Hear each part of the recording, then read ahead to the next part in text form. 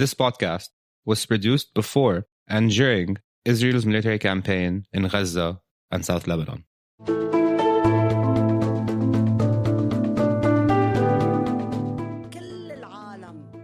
Many countries in the world wish they had the diversity we do. This kind of diversity leads to a sense of richness in culture and society. Unfortunately, we use it for division. The different communities that make up what we identify as present-day Lebanon failed so far.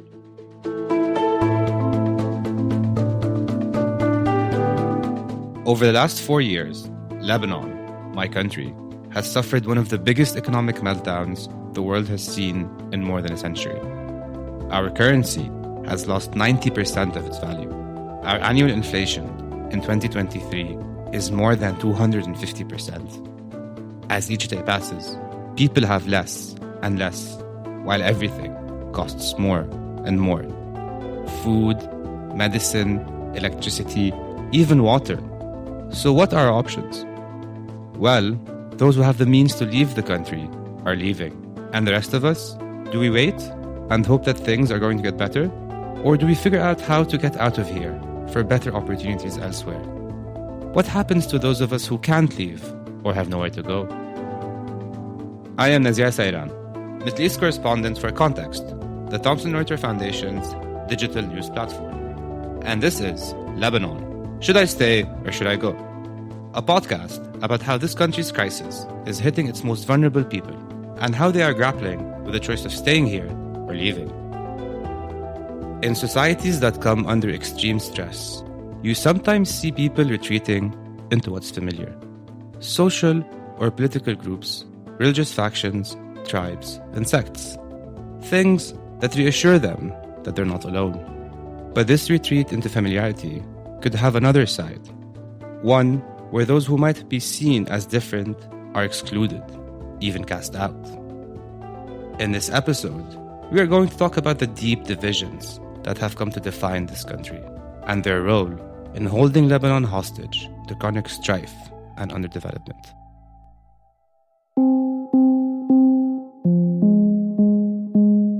Let me explain. Lebanon is a diverse country. For instance, there are 18 different religious sects. I'll name a few. Sunni, Shia, Ismaili, Alawite, Armenian Catholic, Armenian Orthodox, Assyrian Church of the East, Chaldean Catholic, Coptic Orthodox, Druze, Greek Catholic, Greek Orthodox, Roman Catholic, Maronite, Protestant. The list goes on. This gives our society quite a unique flavor that might sound nice, but it often isn't. The 18 different sects are governed by tribal heads, almost like states within a state. And if you don't belong to one of these mainstream groups and choose to go against the grain, you're often ostracized and targeted.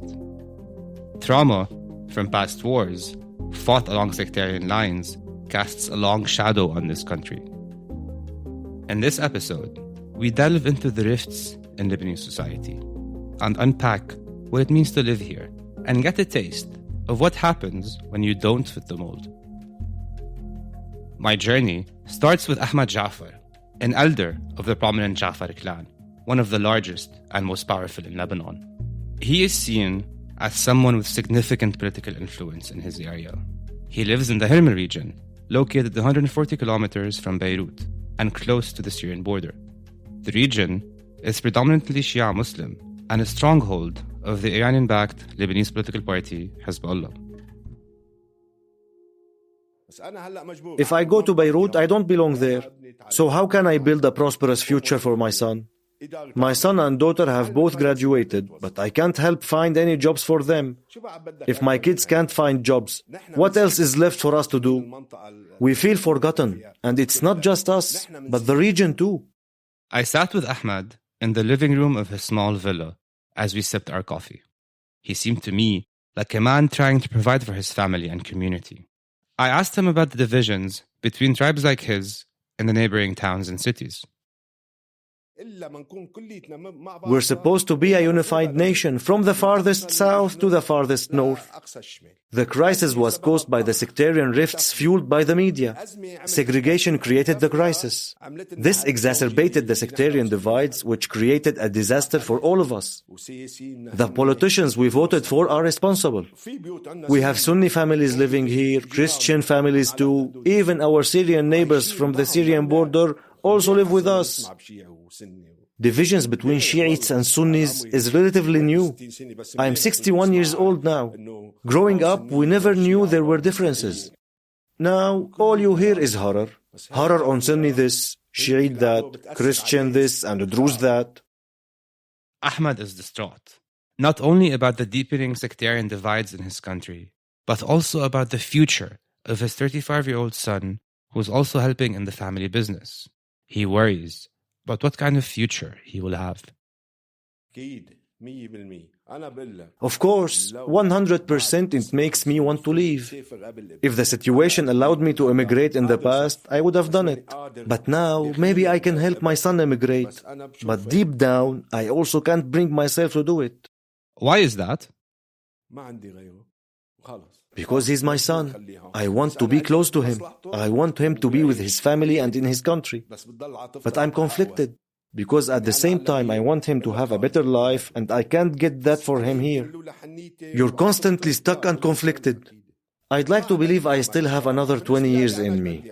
And in this time, my focus is on securing a comfortable life for my son and daughters.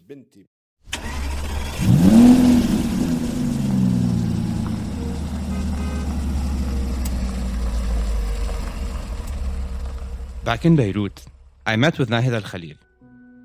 Nahida is an activist who's fought for equality and against corruption her whole adult life.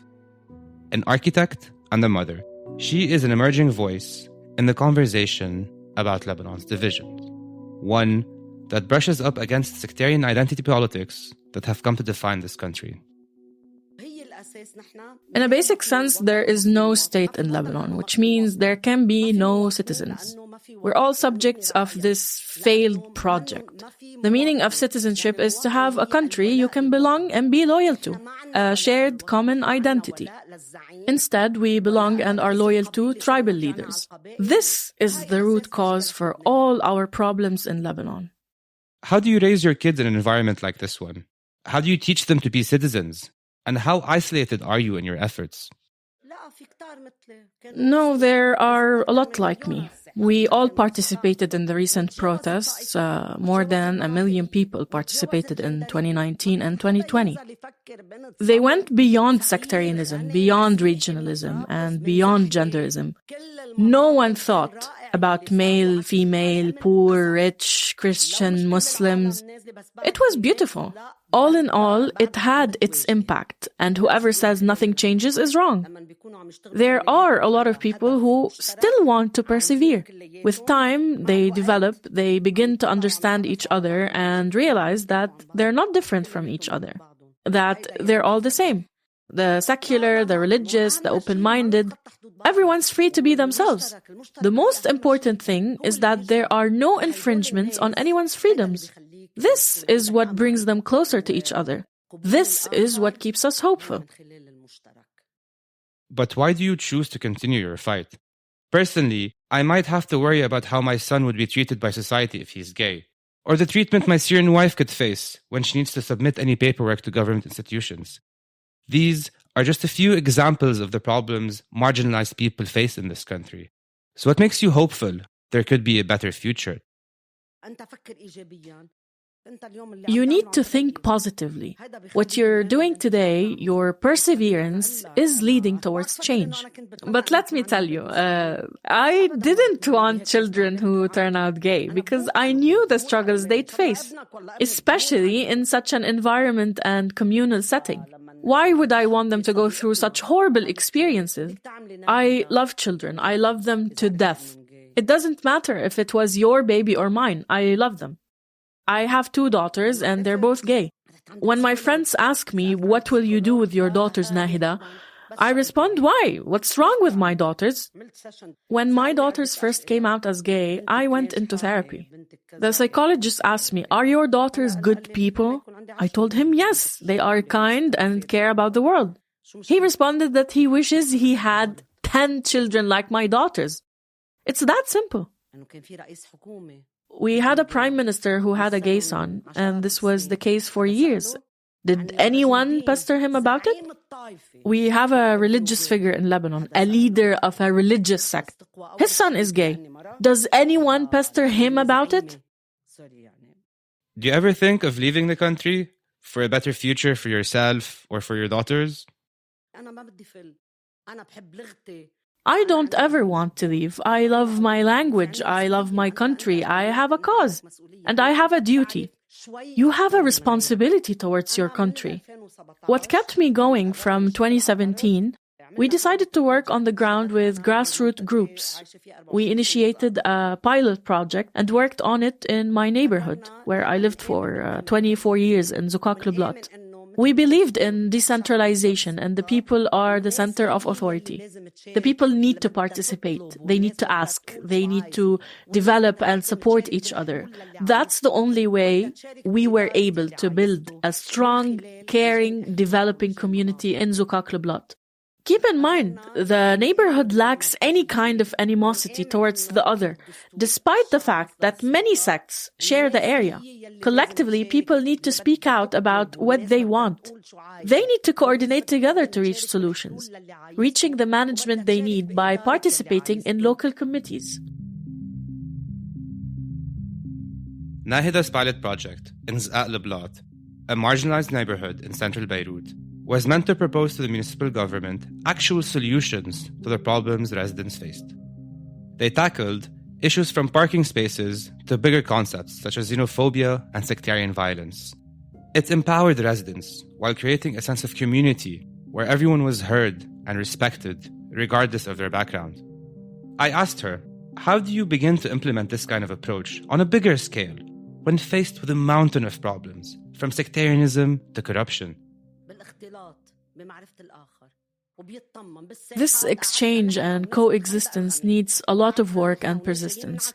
Some integration in schools and educational syllabi. There has to be a level of exchange, and it is crucial that we have some level of community services. There has to be a level of cultural exchange and communication, sort of dialogue. Through this, along with phases of community services, we can reignite a sense of citizenship and a sense of belonging. When you are raised with a sense of belonging, you will develop a sense of ownership to the place you live in. You'll be active towards maintaining it.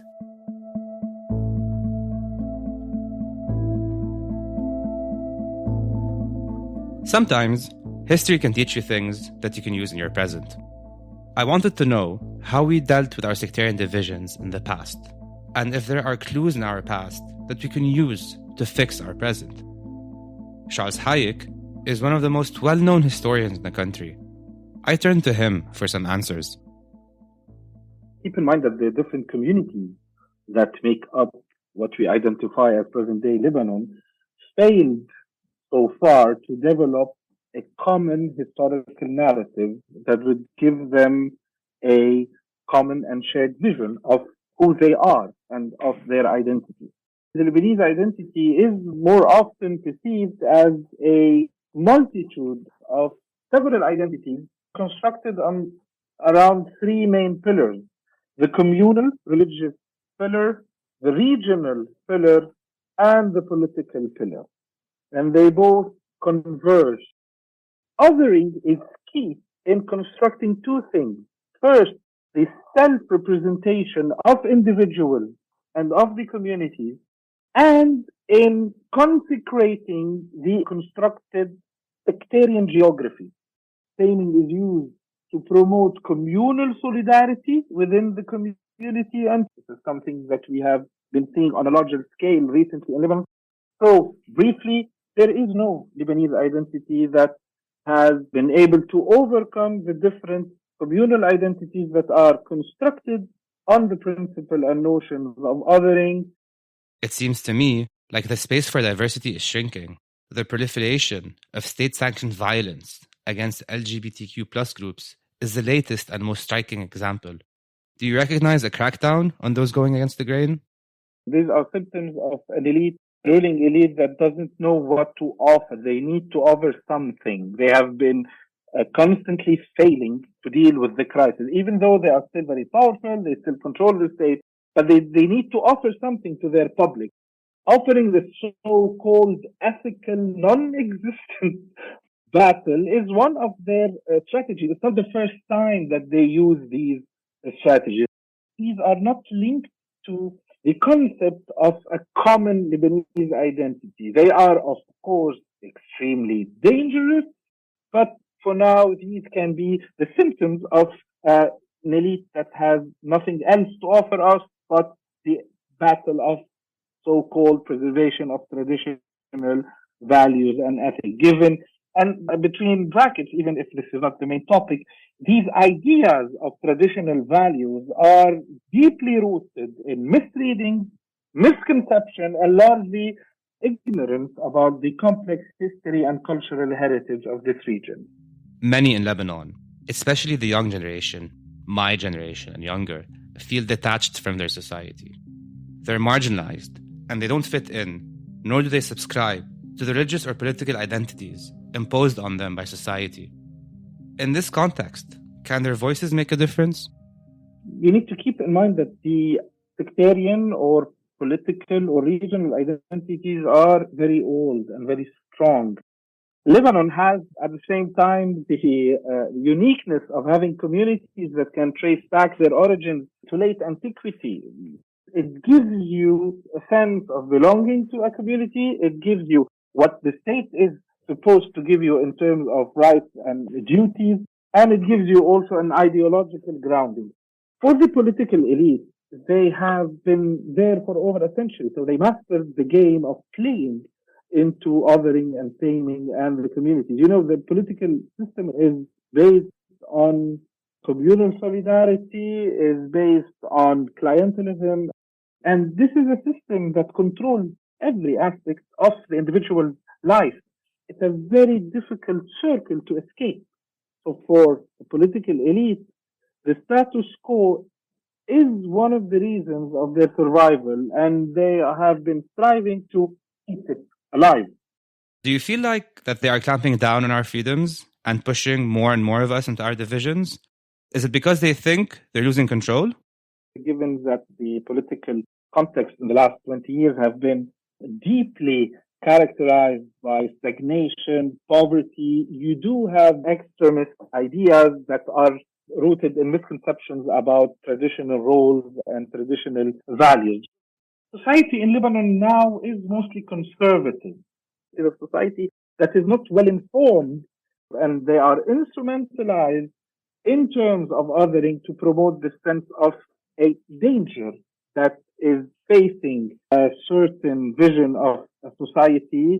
This allows the political and religious elite to pose as the protectors of the traditional values and to reinvent themselves after failing to deal with the economic crisis as the absolute leaders and protectors of their communities and their traditional values. So what do we do? Do we start teaching our kids about community and neighborhoods rather than allowing sectarianism and tribalism to take root? First, Lebanon has the legacy of an extremely complex educational system that is at the same time rooted in what we call public schools that rely mainly on Arabic as a vehicle, as a language of education. Second, you have the Francophone schools, the oldest web of schools after the religious schools. This segment is divided into secular Francophone schools and Catholic religious Francophone schools. And last, you have the Anglo-Saxon schools, whether they are also schools established earlier by Protestant missionaries or secular missions. These schools usually exclude other communities because they don't get enough exposure into the cultural and communal diversity in Lebanon to understand the diversity. In Catholic schools, you find Catholic or Christian students who've never been into a Muslim neighborhood.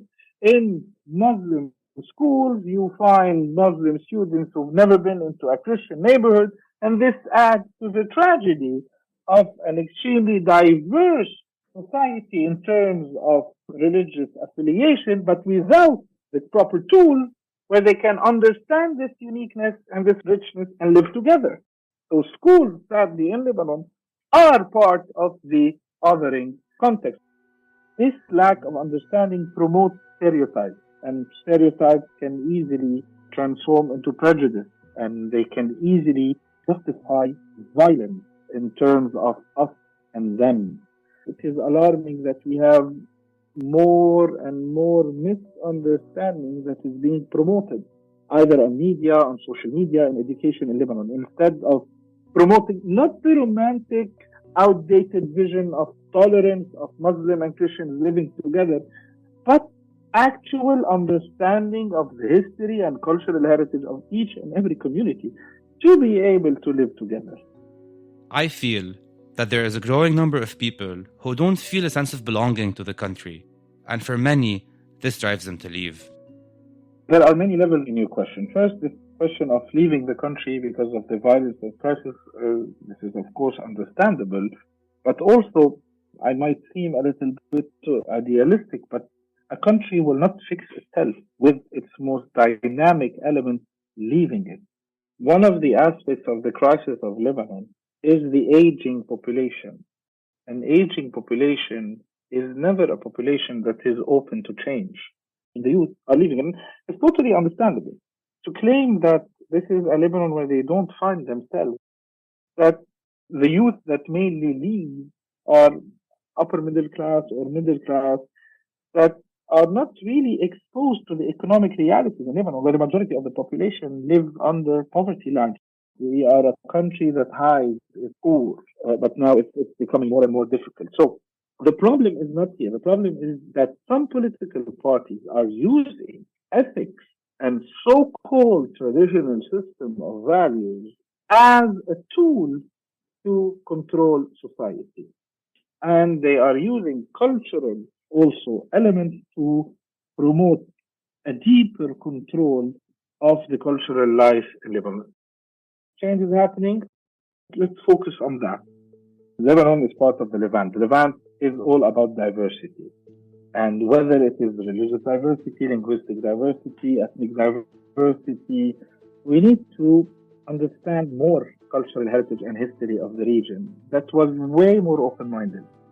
History can liberate us from these ideas and give us the tools to slowly counter this violent repression, not only on personal freedoms, but on the notion of cultural life.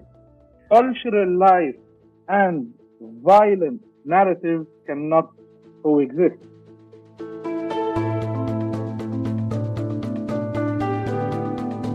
Thank you for listening to this episode of Lebanon, Should I Stay or Should I Go? Special thanks to our guests for sharing their experiences. If you like what you heard, subscribe to our podcast on your preferred podcast or music apps. Tell your friends and family about us, and don't forget to leave us a rating on CastBox and Apple Podcasts. This episode is written and produced by Tareq Ayoub and Basant Samhout. Voice over by Rana Daoud and Bishr Najjar. Sound design by Siham Arous. With music by Firas Abou Fakher. Nada Issa is our executive producer. Lebanon, Should I Stay or Should I Go? Is a production of Context, the Thomson Reuters Foundation's digital news platform, and Sowt podcasts. If you want to send us feedback, you can email us at contact@context.news or follow us on Twitter or Instagram at Context Newsroom. I'm Nazih Osseiran from Beirut.